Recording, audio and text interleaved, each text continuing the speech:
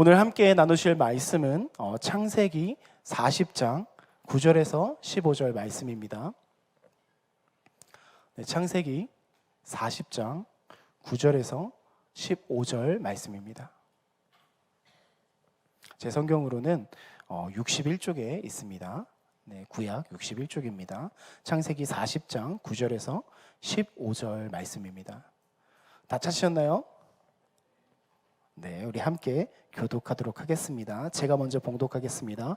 술 맡은 관원장이 그의 꿈을 요셉에게 말하여 이르되 내가 꿈에 보니 내 앞에 포도나무가 있는데 그 나무에 세 가지가 있고 싹이 나고 꽃이 피고 포도송이가 익었고 내 손에 바로의 잔이 있기로 내가 포도를 따서 그 즙을 바로의 잔에 짜서 그 잔을 바로의 손에 들여놓으라. 요셉이 그에게 이르시되 이 해석이 이러하니 세 가지는 사흘이라. 지금부터 사흘 안에 바로가 당신의 머리를 들고 당신의 전직을 회복시키리니 당신이 그 전에 술 맡은 자가 되었을 때 하던 것 같이 바로의 잔을 그의 손에 드리게 되리이다. 당신이 잘 되시거든 나를 생각하고 내게 은혜를 베풀어 내 사정을 바로에게 아뢰어 집에서 나를 건져 주소서. 함께 읽겠습니다. 나는 히브리 땅에서 끌려온 자요 여기서도 옥에 갇힌 일을 행하지 아니하였나이다. 아멘. 아멘. 저는 오늘 이 40장 이 9절에서 15절 말씀만 읽었지만 이 요셉의 스토리를 전체적으로 보면서 보이지 않는 하나님의 이끄심과 삶의 해답이라는 제목으로 은혜를 나누려고 합니다. 오늘 이 본문에 나오는 이 요셉이라는 인물은 성실을 배신당한 삶을 살았던 사람입니다. 우리가 이 요셉의 결론을 잘 알고 있기 때문에 애굽의 총리가 되는 그 결론을 알기 때문에 무슨 소리인지 할 수 있지만 우리가 삶을 살아갈 때 만약에 미래에 대한 희망과 소망과 그런 환경이 없다면 지금 우리의 삶에서 성실을 드러내긴 쉽지 않습니다. 반대로 만약에 삶에 희망이 없고 미래가 없고 꿈과 비전이 없다면 그 삶에는 무력함과 좌절감 때문에 지금 나한테 주어진 일에 열심을 낼 수가 없어요. 그냥 상황과 환경에 순응하고 그냥 그렇게 삶을 살아갈 수밖에 없습니다. 그런데 오늘 이 요셉은 그런 사람과 정반대되는 삶이에요. 요셉의 삶에는 소망도 희망도 어떠한 미래도 없었습니다. 근데 그 가운데 그 아무것도 없는 상황에서도 누구보다 성실로 삶을 살아갔던 인물입니다. 이 우리가 잘 알고 있는 이 요셉이라는 인물, 그 요셉의 아버지 누구이죠? 네, 다들 대답하기는 쉽지 않죠? 네, 야곱입니다. 이 야곱의 사랑을 너무나도 많이 받으면서 자라난 도련님 같은 그런 아이가 바로 이 요셉이에요. 근데 이 요셉의 특징을 보니까 그 삶에 성실이 있었다는 거예요. 이 노예가 되고 이 죄수가 되기 전에도 이 삶의 그 모든 일에 성실로 감당하는 사람이라는 거예요. 이 야곱이 요셉에게 한 가지의 미션을 줍니다. 우리 창세기 37장 13절 함께 읽겠습니다. 이스라엘이 요셉에게 이르되 내 형들이 세겜에서 양을 치지 아니하느냐 너를 그들에게로 보내리라. 요셉이 아버지에게 대답하되 내가 그리하겠나이다. 어떤 불평도 없습니다. 세겜 밖에서 양을 치는 형들에게 너가 가서 형들이 잘 있는지 한번 보고 와라 라고 미션을 준 거예요. 아이들이라면 누구나도 순종하고 갈 수 있죠. 뒷동산이라면, 이 근처라면. 근데 이 야곱이 세겜을 보낸 이 거리가 문제라는 겁니다. 오늘 야곱이 살고 있는 동네는 헤브론이에요. 이 헤브론에서 이 세겜까지의 거리가 약 85km가 됩니다. 그 정도 거리면 지금 우리 교회에서 인천공항 정도의 거리가 한 85km, 90km 정도 된다 그래요. 근데 17살 우리 여기 앉아있는 우리 중고등부한테 인천공항에 가서 저기 형들이 잘 있는지 보고 와라 하면 불평이 엄청 많을 거예요. 그러나 이 요셉은 아무런 말하지 않습니다. 그냥 한 걸음에 그 세겜까지 달려갑니다. 그 달려가서 딱 봤는데 그 세겜에 형들이 없는 거예요. 이스라엘 형들이 없습니다. 그럼 보통 사람이라면 형들이 없으니까 돌아갈 구실이 생긴 거예요. 이제 그 성인의 걸음으로도 몇 날 며칠을 가야 되는 그 거리를 가서 도착했더니 형들이 없어요. 그러면 이제 돌아가서 아버지에게 얘기하면 되겠구나 하는데 요셉은 거기서 멈추지 않습니다. 성경에 오늘 읽지는 않았지만 이 성경에서 요셉이 들에서 방황한다고 써 있습니다. 이 방황한다는 의미는 애타게 찾는다는 거예요. 그 애타게 찾는 모습을 보고 어떤 한 사람이라고 지칭하는데 그 한 사람이 요셉에게 묻습니다. 너 무엇을 찾니? 우리 형들을 찾는데 도무지 찾을 수가 없습니다. 너네 형들 도단에 있어 하고 요셉에게 가르쳐 줍니다. 요셉은 또 이 도단까지 한 걸음에 달려가요. 근데 이 세겜에서 도단까지의 거리가 약 25km입니다.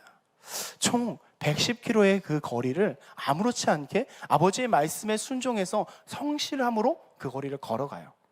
그런데 문제는 이 요셉이 그 성실함으로 그 110km 여러 날을 걸었을 거예요. 피곤했을 거예요. 지쳤을 겁니다. 근데 형들을 만난다는 그 생각으로 도단까지 도착합니다. 근데 그곳에 있는 일은 형들이 다른 사람도 아니에요. 그 세겜에 있는 원수들도 아니고 그 형제들이 그 요셉을 잡아서 노예에 팔아버린다는 겁니다. 자기의 성실의 결과가 노예가 되는 삶이에요. 그런 요셉은 이제 어떠한 소망이 없습니다. 노예로 삶을 살기 때문에 미래가 없어요. 노예가 아무리 잘 돼봐야 노예입니다. 그런데 요셉은 자신의 성실을 멈추지 않는다는 거예요. 하나님을 향한 신앙을 멈추지 않았고 그 성실로 얼마나 열심히 일을 했는지 성경은 잘 나타내고 있습니다.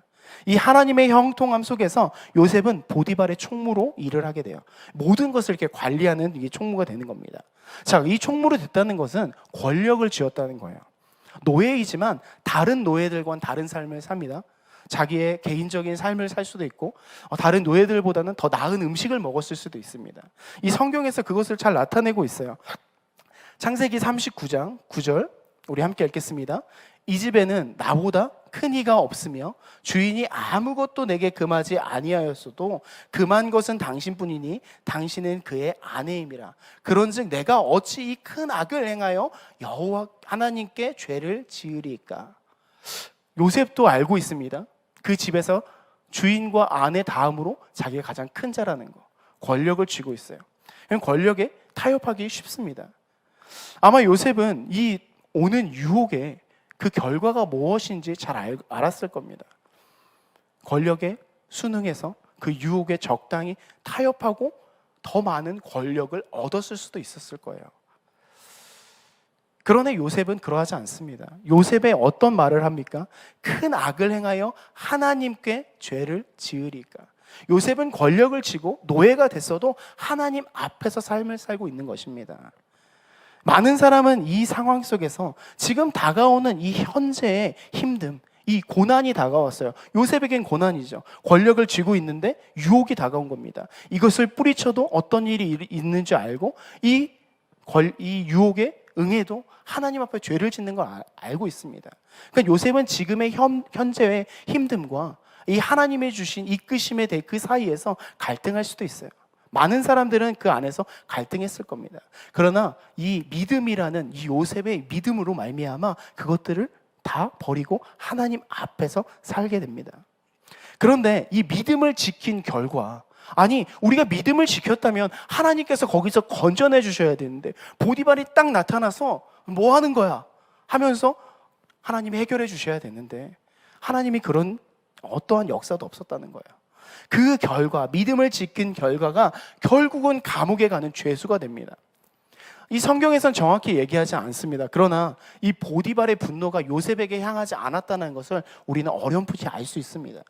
만약 이 보디발이 정말 분노가 요셉에게 있었다면 요셉을 죽이고 끝냈을 거예요. 근데 보디발은 그것을 알았습니다. 그리고 보디발이 요셉을 감옥으로 보낸 것은 그의 아내가 보디발을 원망하고 있기 때문이에요. 너가 데려온 이방인 이 노예가, 너가 총무로 세운 이 노예가, 그것 때문에 이 보디발은 또 이 요셉을 감옥에 보냅니다. 그렇게 감옥에 간 요셉 어떻게 됩니까? 간수장이 눈에 들어요. 또 이 죄수들을 다스리는 위치에 있습니다. 이방인이고 노예이고 그 죄수인데 이 죄수가 죄수를 다스리고 그 재반 사물을 다 다스리게 됩니다. 이건 정말 쉽지 않은 일인데 이 일들이 일어나는 거예요.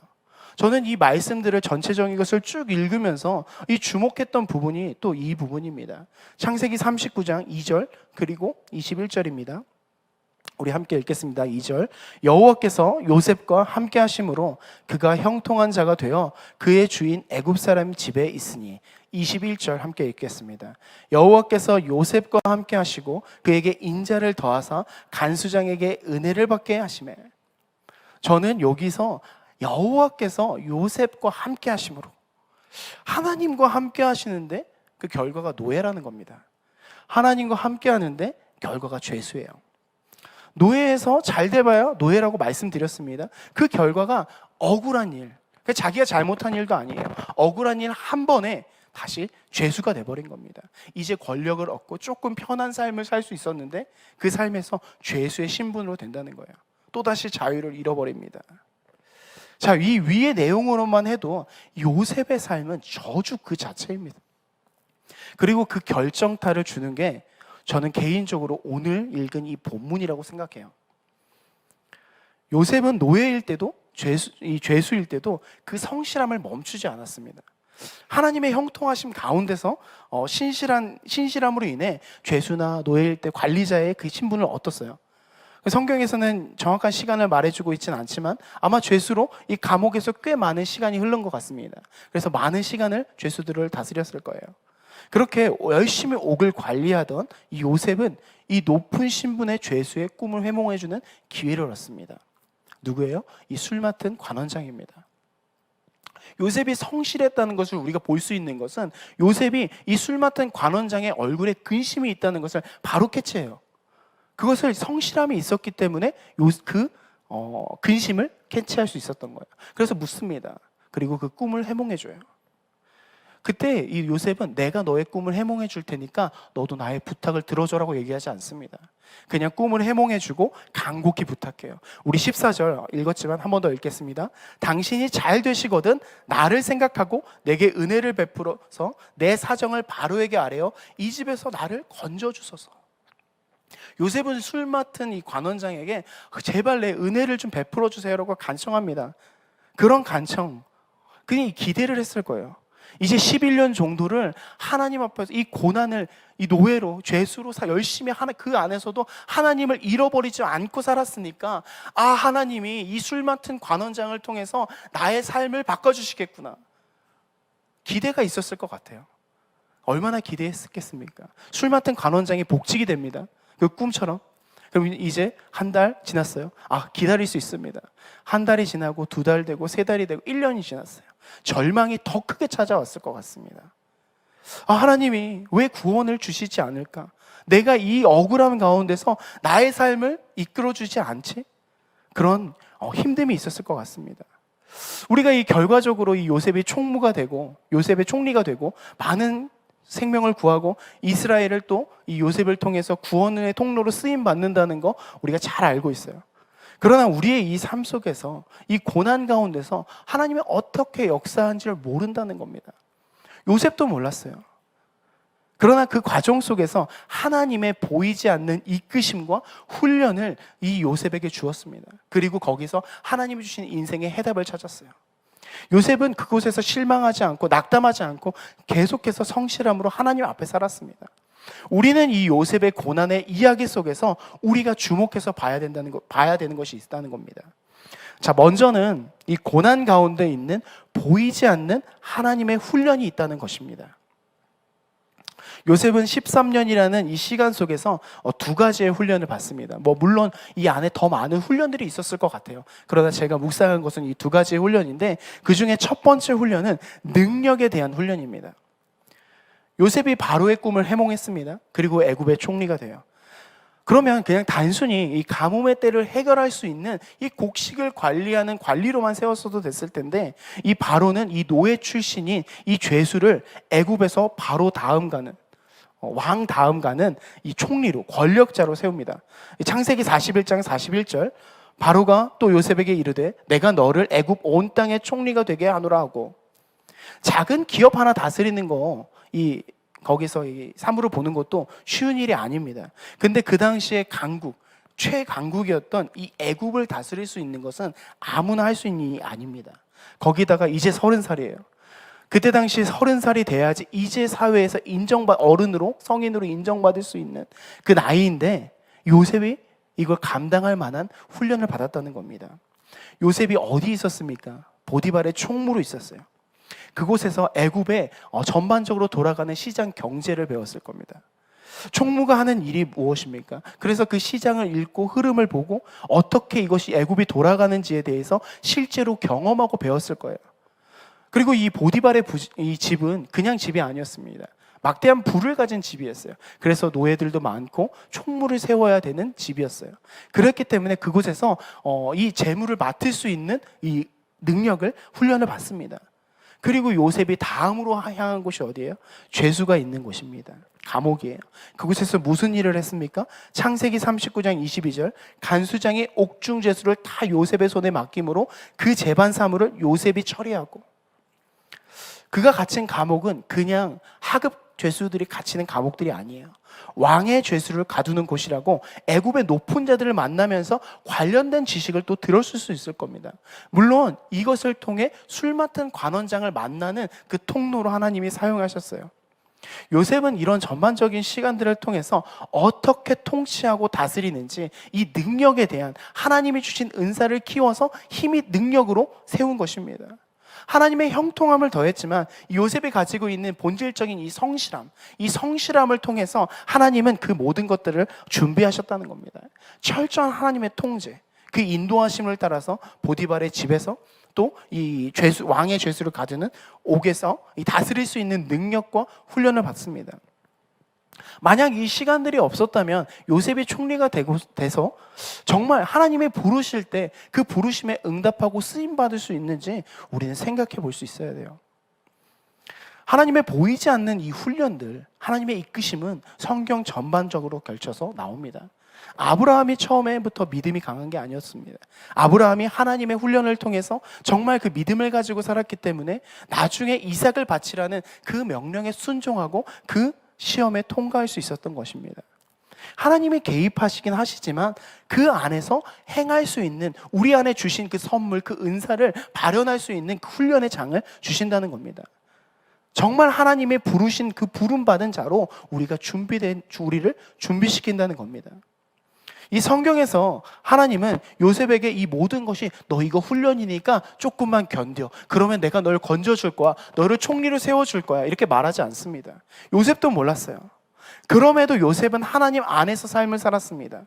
하나님을 믿는다고 우리 세상적인 풍요와 안전이 오지 않습니다. 때로는 어려움이 오고 힘듦이 다가오고 내가 예상하지 못했던 일들이 우리에게 다가옵니다.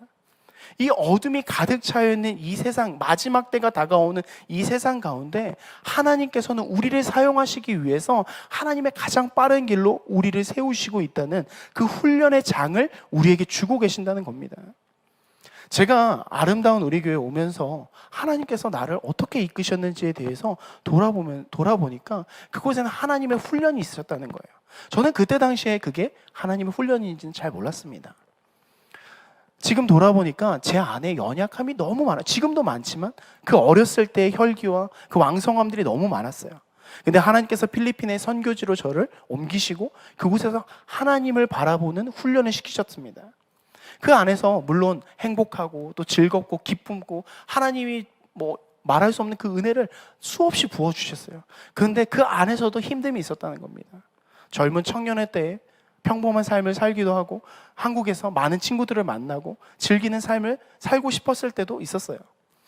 얼마 전에 우리 청년들과 이렇게 같이 구역 모임을 했습니다. 이제 좀 어린 청년들이었어요. 근데 그 청년들에게 물었습니다. 우리 구역 모임 이제 하는데 어디 가고 싶니 했더니 보드 게임장에 가자는 거예요. 너무 속으로 신났습니다. 저는 이 청년회 때 그런 것들을 잘 해보지 못해가지고 아주 오래전 거의 한 20년 전에 해봤던 거를 아이들이 하자고 하니까 요즘은 어떤 곳이 있을까? 그래서 갔어요. 아이들보다 우리 청년들보다 더 신나게 게임을 했습니다. 그것처럼 때로는 우리가 원하지 않고 생각하지 못했던 어려움들이 우리 삶에 나타난다는 겁니다. 그런데 그곳에서 하나님이 있게 하시면서 하나님이 나를 이끄시고 하나님을 바라볼 수 있는 훈련을 주셨다는 거예요.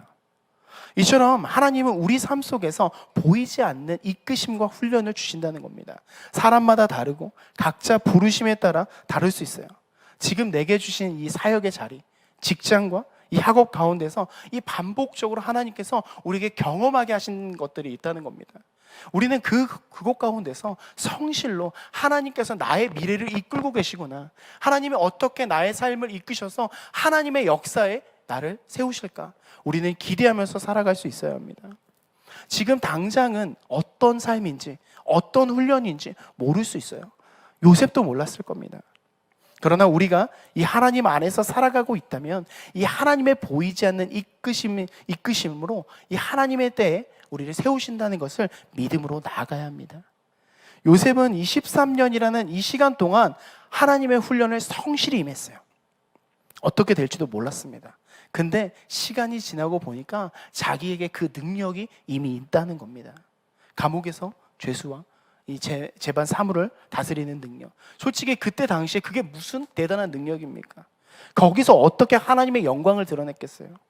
근데 성실함으로 감당하고 그 일을 하니까 하나님께서 그 속에서 다 이루신다는 겁니다. 혹시 내 삶에서 하나님의 돌보심이 없나? 왜 하나님이 이 고난 가운데 나를 버려두시지? 왜 나를 건져주지 않으시지? 믿음 가지고 나 열심히 신앙생활하고 있는데 나아지는 것이 아니라 왜 점점 더 고통의 삶을 살고 있는지 우리는 물을 수 있습니다. 그리고 그 안에서 어떻게 내가 하나님의 영광을 드러냅니까? 우리 요셉의 이 스토리를 통해서 우리의 삶을 돌아볼 수 있어야 돼요. 노예, 우리보다 더한 삶이었습니다. 죄수, 이 삶에서 하나님의 영광과 비전 어떻게 볼 수 있습니까? 그 알 수 없고 이해할 수 없는 삶 가운데서도 하나님께서 요셉을 세우셨어요. 우리가 주목해야 되는 거 이 고난이 아니라는 겁니다. 내가 원하는 삶의 모습과 성공이 아니더라도 내가 믿음 안에 있다면, 내가 정말 하나님 안에 있다면 하나님이 그 안에서 나의 믿음을 세우신다는 겁니다. 우리 두 번째 살펴볼 이 두 번째 훈련은 이 낮아짐입니다. 이 요셉은 부모님의 총애를 받고 살았어요. 다른 형제들은 다 들판으로 나가서 양치고 거기서 먹고 자고 해야 됩니다. 근데 요셉은 어땠어요? 채색 옷을 입고 집 안에서 그늘에서 편안한 삶을 삽니다. 그뿐 아니에요. 그렇게 살면 좀 염치가 있어야 되는데 형들한테 가서 그 채색 옷을 입고 자랑을 합니다. 내가 꿈을 꿨는데 형들의 단이 나한테 절하더라. 100번 맞아도 할 말이 없어요. 그리고 성경에서 형들의 실수와 잘못에 대해서 아버지인 야곱에게 가서 꼰지릅니다. 죄송합니다. 고자질을 해요. 여기 고자질이라고 썼는데, 네, 고자질을 합니다. 하나님은 이러한 요셉을 이 하나님의 통제 아래 두십니다. 자신의 것을 내려놓게 하세요. 요셉이 입고 있는 이 옷은 채색 옷이었어요. 근데 이 채색 옷은 그 당시에 신분이 높고 도련님들한테 입혀주는 옷이랍니다. 근데 그 옷을 입고 들판 가서 수고하고 노동하고 있는 형들한테 가서 자랑하고, 또 야곱이 야 형들이 잘 있는지 세겜으로 좀 가봐, 그래서 어떻게 있는지 보고 와 하는데 그 먼 거리를 가는데도 그 채색 옷을 또 입고 갑니다. 자신을 자랑하며 그 교만이 그 삶에 묻어나는 거예요. 그런데 하나님은 23년의 세월을 통해서 요셉을 철저하게 낮추시는 훈련을 주십니다. 노예가 돼서 이 채색 옷을 벗고 노예 옷을 입습니다. 그리고 거기서 하나님의 형통함으로 말미암아 총무의 옷을 입어요. 다른 노예들과 또 구별됩니다. 이제 안정적인 삶을 살아갈 만하니까 하나님이 한 번 더 환복을 시키세요. 죄수의 옷을 입힙니다. 이것은 요셉을 더 낮은, 더 크게 바닥으로 떨어뜨리려고 하시는 것이 아니라 철저하게 자신이 할 수 없다는 것을 알게 하시기 위함입니다. 그러하기에 요셉은 꿈을 해몽할 능력이 어디서 오는지 분명히 알고 있습니다. 창세기 40장 8절 우리 함께 읽겠습니다.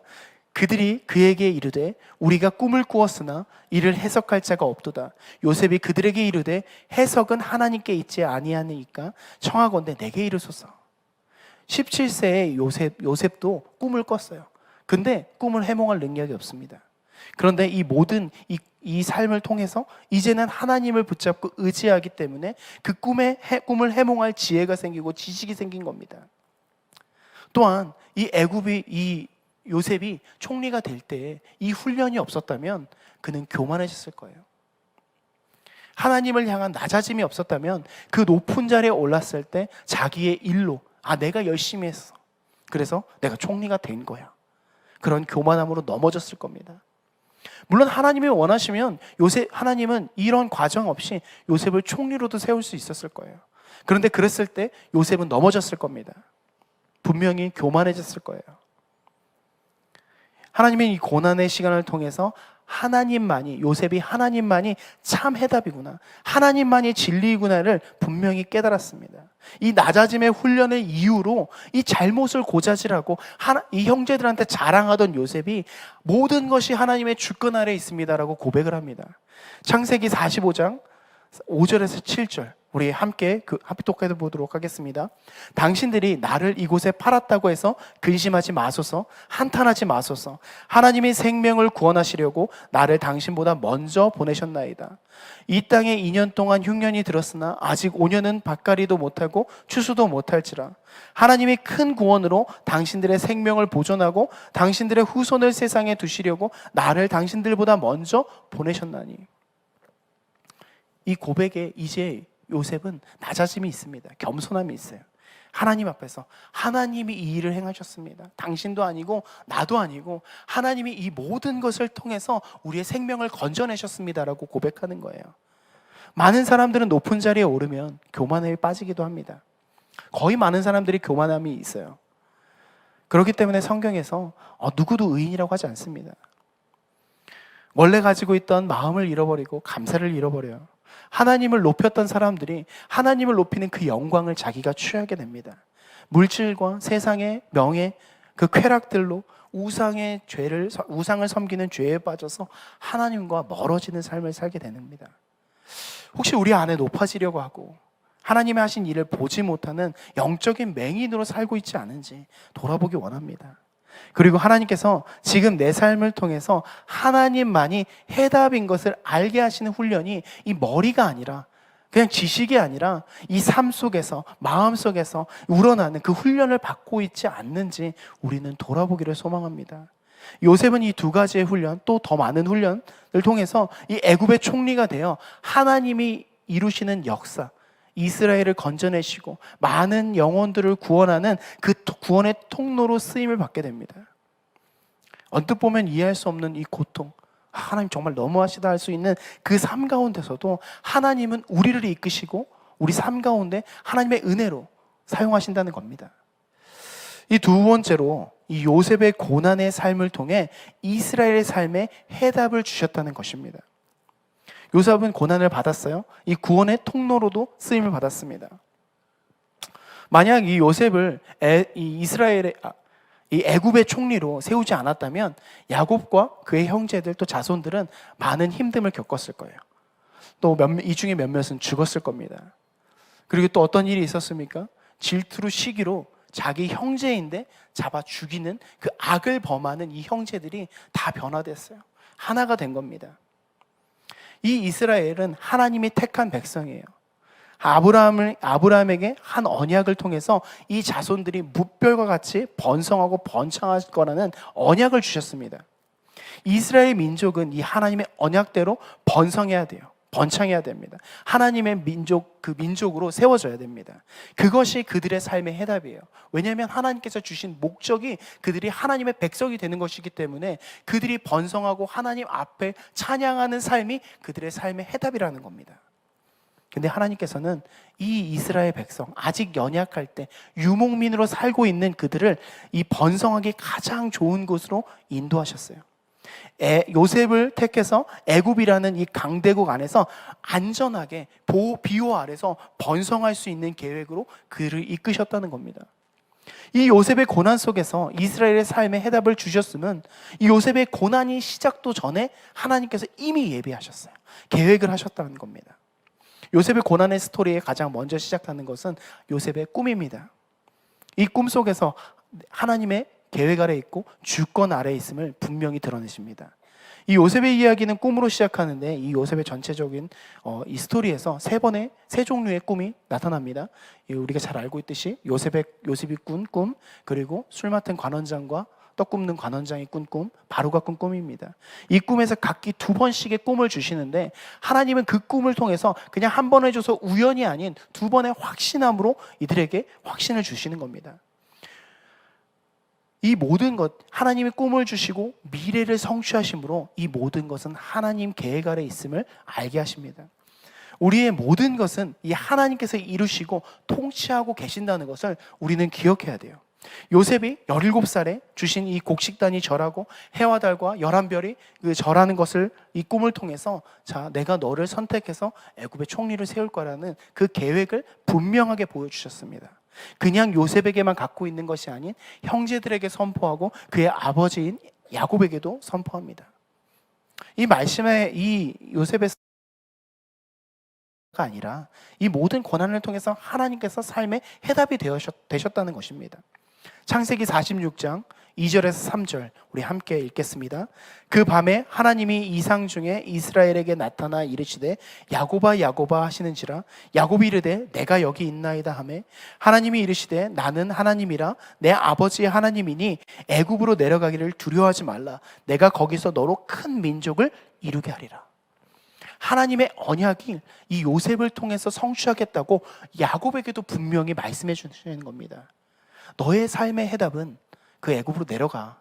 그리고 거기서 내가 너를 번창하게 할 거야. 분명히 말씀을 주십니다. 하나님은 이스라엘을 택해서 하나님의 백성을 삼으시고 그 백성의 삶을 통해서 하나님의 영광 받으시고 찬양 받으시는 삶입니다. 그러하기에 하나님은 그들의 인생의 해답을 주신 거예요. 이것이 바로 우리의 인생의 해답이라는 겁니다.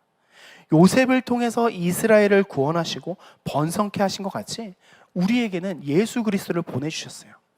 예수 그리스도는 해답을 우리에게 보내주셨습니다. 요셉은 이 형제들에게 요셉이 핍박을 받습니다. 그리고 거의 죽임과 같은 노예로 팔려나가요. 그런데 요셉은 이 형제들을 품고 용서하고 받아들입니다. 그리고 이스라엘 백성이 애굽에 가서 번성하게 돼요. 이와 같이 예수님께서 십자가의 고난을 통해서 우리의 삶의 해답이 되셨다는 겁니다. 우리 삶의 해답은 우리가 총리가 되어지고 높아지고 잘 먹고 잘 살고 세상 가운데 부를 누리는 게 아닙니다. 우리의 해답은 예수 그리스도예요. 우리 가운데 있는 게 아닌 예수님의 은혜 가운데 있다는 겁니다. 우리가 죽을 수밖에 없고 지옥 갈 수밖에 없는, 지옥에서 불쏘시개로 쓰일 수밖에 없는 인생이지만 하나님께서 예수 그리스도라는 해답을 우리에게 보내주셨기 때문에 우리가 천국에 임할 수 있다는 것입니다. 성실로 13년의 삶을 살아간 요셉이 끝까지 그 고난을 통과하니까 하나님은 요셉을 통해서 구원의 역사를 이루십니다. 우리 자신은 별 볼 일 없을 수도 있어요. 그러나 우리가 예수님이라는 이 해답을 가지고 붙들고 살아간다면 하나님께서는 우리의 삶을 통해 지금 어둡고 빛을 잃어가고 있는 이 세대 가운데서 요셉과 같이 우리가 요셉과 같이 그 구원의 통로로 쓰임받는다는 것입니다. 우리 아름다운 우리 교회에 모으신 하나님의 그 계획과 그 이끄심이 있습니다. 하나님께서 우리 교회를 통해서 또 이 세계 열방에 복음을 증거하게 하시고 우리를 통해 예수 그리스도를 전함으로 말미암아 그들에게 인생의 해답을 줄 수 있는 인생을 우리가 살 수 있다는 것입니다. 우리가 해답이 된다는 소리가 아닙니다. 요셉을 통해서 이스라엘 백성이 하나님이 주시는 해답을 붙잡은 것 같이 나를 통해서 우리 공동체를 통해서 우리 교회를 통해서 세상에 예수 그리스도라는 이 해답을 전할 수 있다는 것을 우리는 기억해야 합니다. 지금 우리가 살고 있는, 지금 우리가 경험하고 있는 이 고난과 이 시련 가운데서 하나님은 이 모든 것을 합력하여서 선을 이루신다는 거예요. 지금은 우리가 이해할 수 없는 하나님이 왜 이렇게 이끄실지, 근데 그것을 통해서 그 끝은 우리가 그 안에 믿음을 가지고 걸어가면 그 끝은 우리가 그 해답이신 예수 그리스도를 증거하는 삶을 살게 한다는 것입니다. 혹시 내가 하고 있는 이 섬김, 이 일들이 가치 없게 느껴지고 반복되는 일상 때문에 지침 가운데 있다면 하나님이 이 가운데서도 하나님이 나를 이끌고 계시구나, 하나님이 나를 훈련시키시고 이끄시는구나, 나를 통해서 교회를 세우시고 이끄신다는 것을 우리는 분명히 기억하며 삶을 살아가기를 간절히 소망합니다. 말씀을 맺기를 원합니다. 우리는 내가 예상하지 못하고 계획하지 못하는 일들이 계속해서 일어나요. 우리의 힘으로는 우리의 삶을 통제할 수 없습니다. 우리가 통제하고 있고 내 계획대로 이루어지고 있다 생각할 때 그 순간에 한순간에 무너질 수도 있습니다. 저는 요즘 참 많은 생각과 고민을 하고 있습니다. 하나님께서 도대체 나를 어떤 길로 인도하고 계시지? 기도하면서 제 삶을 돌아봐요. 왜 하나님이 이 시간대에, 왜 나를 이때 한국으로 옮기시고 중고등부의 사역을 맡기시고 또 청년의 사역을 맡기시고 그리고 또 내년에 다른 곳으로 또 하나님이 나를 이끌고 계실까? 많은 고민들을 하고 기도하고 그 안에서 많은 고민들을 하고 있습니다. 근데 돌아보니까 이미 제 계획대로 되고 있는 삶이 없었어요. 전에도 한번 나눈 적이 있습니다. 제 삶의 목표는 좋은 아빠입니다. 안정적인 삶을 살고요. 그냥 그렇게 뭐 별탈 없이 사는 게 제 꿈이었어요. 근데 하나님께서는 그대로 그냥 이끄시는 게 아니에요. 하나님께서 우리 아름다운 우리 교회를 저를 이끄셨습니다. 그냥 군대에 있을 때 갑자기 은사님의 전화 한 통화로 아름다운 우리 교회를 만나게 하시고 그 가운데 하나님의 훈련이 있었습니다. 필리핀으로 이 선교사로 부르시고 주의 종으로 저를 이끄셨습니다. 단 한 번도 생각해 보지 않은 나의 삶의 계획들을 하나님이 이끌어주고 계셨다는 거예요. 그렇다면 하나님이 나를 한국으로 이끄시는데 내 계획은 없었지만 하나님의 분명한 목적이 있으시겠구나. 제 안에 확신이 듭니다. 지금 당장 왠지는 이해할 수 없어요. 그러나 하나님께서 이끄시는 그곳은 알맞은 때에 내 삶에 인도하신다는 겁니다. 그곳에서 훈련받게 하시고 그곳에서 내가 버려야 되고 훈련되고 낮아져야 되는 그 모든 것들을 하나님께서 세우고 계신다는 겁니다. 그리고 그 인도하신 가운데서 정말 내가 믿음으로 성실함으로 하나님 앞에 나아갈 때, 살아갈 때 하나님은 그때 내 때가 아닌 하나님의 때에 이루신다는 겁니다. 우리는 때때로 하나님께 기도합니다. 하나님, 내가 기도했는데 왜 응답하지 않으십니까? 근데 우리가 응답되지 않는 이유는 그 때를 내가 원하는 때에 간구하고 있기 때문이에요. 아마 요셉은 하나님이 주신 꿈을 곧 이루어 주실 거라고 생각했을 수도 있었을 것 같습니다. 그러나 그때가 아닌 하나님의 때, 13년이라는 세월이 지나고 그 하나님의 정말 완벽한 시간에 하나님께서 세우셨어요. 이 전도서 3장 1절 2절에서 이렇게 얘기합니다. 범사에 기한이 있고 천하만사가 다 때가 있나니 날 때가 있고 죽을 때가 있으며 심을 때가 있고 심은 것을 뽑을 때가 있으며 모든 주권은 하나님 아래에 있다는 겁니다. 모든 때는 하나님이 정하신다는 거예요. 심을 때가 있고 뽑을 때가 있고 모든 것은 다 하나님의 통치 아래에 있습니다. 요셉은 그 때를 달라고 조르지 않았어요. 그 때를 주시지 않았다고 낙담하지 않았습니다. 그러하기 때문에 요셉은 성실함을 멈추지 않았던 거예요. 보이지 않는 우리의 삶, 지금 당장 응답하지 않는 하나님의 그 응답하심이 혹시 내가 내 때로 규정하고 조르고 있지 않은지, 그러므로 말미암아 하나님의 응답하지 않아, 역사하지 않아, 하나님이 내 안에 안 계셔, 그것들을 다 버리고 떠나가고 있지 않은지 우리 돌아보기 원합니다. 우리가 살아가는 인생 확실성 아무것도 없습니다. 우리의 선택은 실수의 연속이에요. 넘어짐의 연속입니다. 그러기에 우리의 삶에 어떤 것도 해답이 될 수 없습니다. 내가 쥐려고 하면 그것들은 해답이 아닙니다. 돈도 명예도 사람도 세상의 어떤 것도 하나님 외에, 예수 그리스도 외에 우리의 삶에 해답을 줄 수 없어요.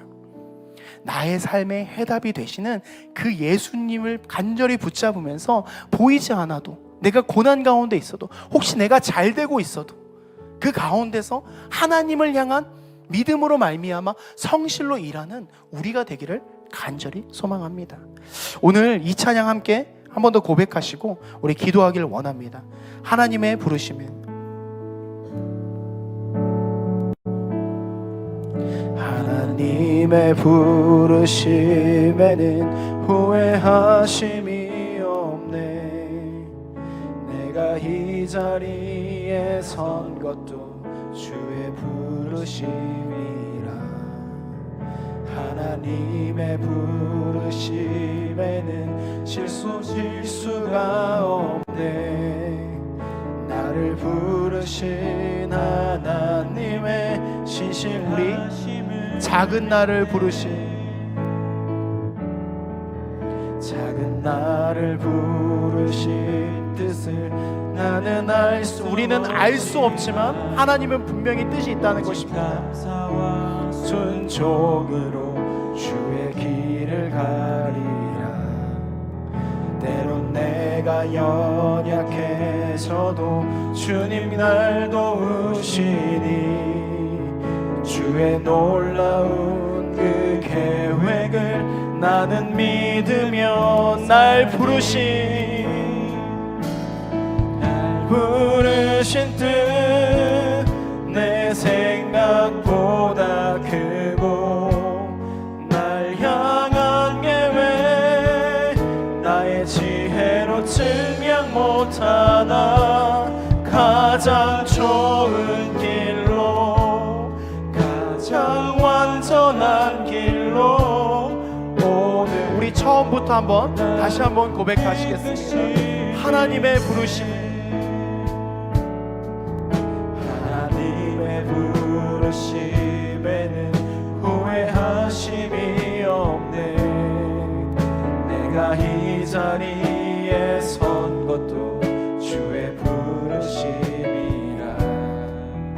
하나님의 부르심에는 결코 실수가 없네. 나를 부르신 하나님의 신실하신 작은 나를 부르신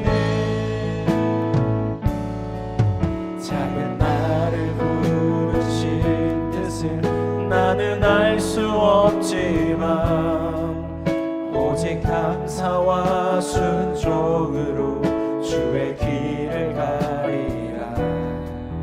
때론 내가 연약해져도 주님 날 도우시니 주의 놀라운 그 계획을 나는 믿으며 살리.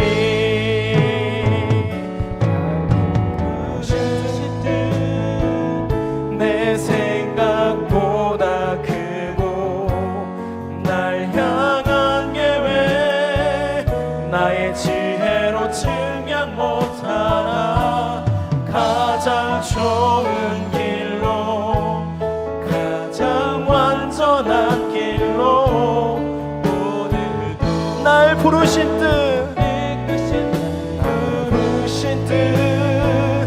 내 생각보다 크고 날 향한 계획 나의 지혜로 증명 못하나 가장 좋은 길로 가장 완전한 길로 우리 한 번 더 고백합시다. 날 부르신 뜻 생각보다 크고 날 향한 계획 나의 지혜로 증명 못하나 가장 좋은 길로 가장 완전한 길로 오늘 우리 잔잔하게 한 번 더 날 부르신 듯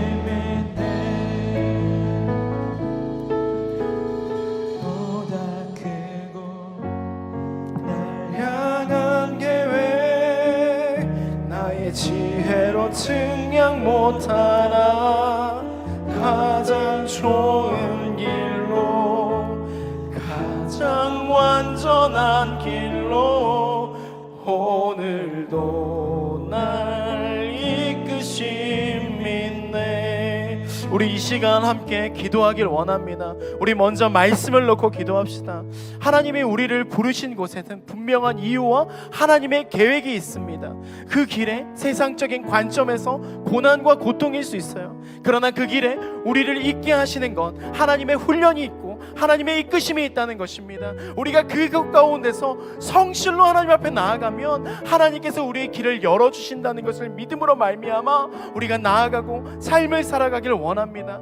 우리에게 해답되신 그 예수 그리스도를 증거하는 삶, 나에게 해답되신 그 예수 그리스도를 붙잡으며 내가 알 수 없는 이 고난을 통과해 하나님이 주시는 그 길목 가운데 하나님의 그 해답이신 예수 그리스도를 증거하는 우리가 될 수 있게 해달라고. 혹시 내 안에 불평이 있습니까? 내 안에 게으름이 있습니까? 또 알 수 없는 길 가운데 방황하고 힘들어하고 있습니까? 하나님 내게 믿음을 허락하여 주시옵소서. 요셉과 같이 그 성실을 멈추지 아니하고 하나님을 향한 믿음을 멈추지 아니한 것 같이 우리 삶 또한 그러할 수 있게 해달라고. 우리 이것을 가지고 주님의 이름 3번 부르시고 통성으로 기도하시겠습니다. 주여.